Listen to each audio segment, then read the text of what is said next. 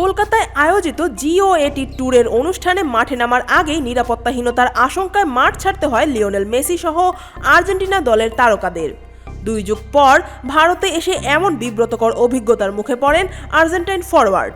আয়োজনের শুরুতেই অব্যবস্থাপনা ও বিশৃঙ্খলার কারণে যুব ভারতী ক্রীড়াঙ্গন জুড়ে হট্টগোল সৃষ্টি হয়, যা দ্রুতই আন্তর্জাতিক গণমাধ্যমের শিরোনাম হয়ে ওঠে।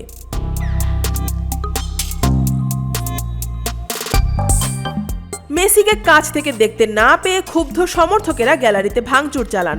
পরিস্থিতি নিয়ন্ত্রণের বাইরে চলে গেলে আয়োজক কমিটির প্রধানকে গ্রেফতার করা হয় এবং এই বিশৃঙ্খলার জন্য পশ্চিমবঙ্গের মুখ্যমন্ত্রী মমতা বন্দ্যোপাধ্যায়কে ক্ষমা চাইতে হয়। ঘটনার রেশ ছড়িয়ে পড়ে বিশ্বের বিভিন্ন দেশের সংবাদ মাধ্যমে। ঘটনাস্থলে উপস্থিত বিভিন্ন সূত্রের বরাতে জানা গেছে, পরিস্থিতি এতটাই অস্বস্তিকর হয়ে উঠেছিল যে মেসি, লুইস সুয়ারেজ ও রদ্রিগো ডি পল নিজেরাই নিরাপত্তার অভাব অনুভব করতে শুরু করেন। চূড়ান্ত গোলমাল শুরুর আগেই দ্রুত মাঠ ত্যাগ করেন মেসি।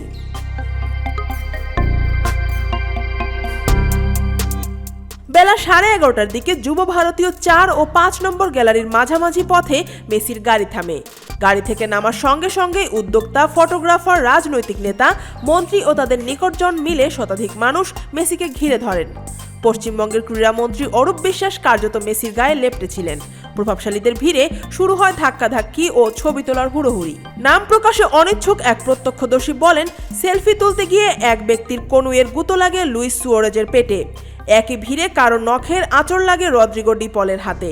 মুখে হাসি ধরে রাখলো মেসি স্পষ্টতই অস্বস্তিতে ছিলেন। পরিস্থিতি বেগতিক বুঝে নিরাপত্তারক্ষীরা আর ঝুঁকি নেননি এবং দ্রুত মেসিদের মাঠ থেকে সরিয়ে নেন।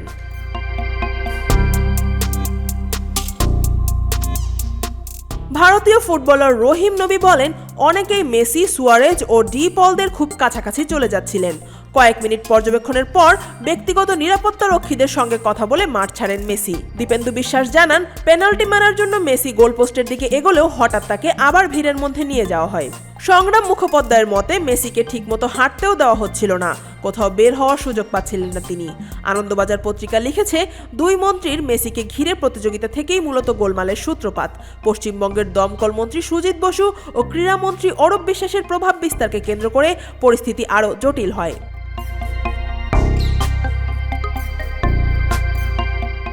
ইন্ডিয়া টুডে জানিয়েছে, নিয়ন্ত্রণহীন ভিআইপি সংস্কৃতিও বিশৃঙ্খলার বড় কারণ।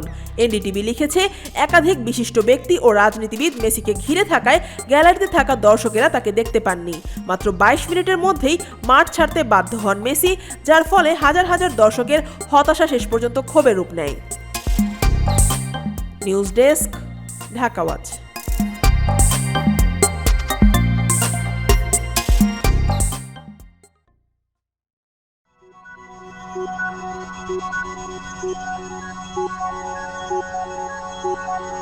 Thank you.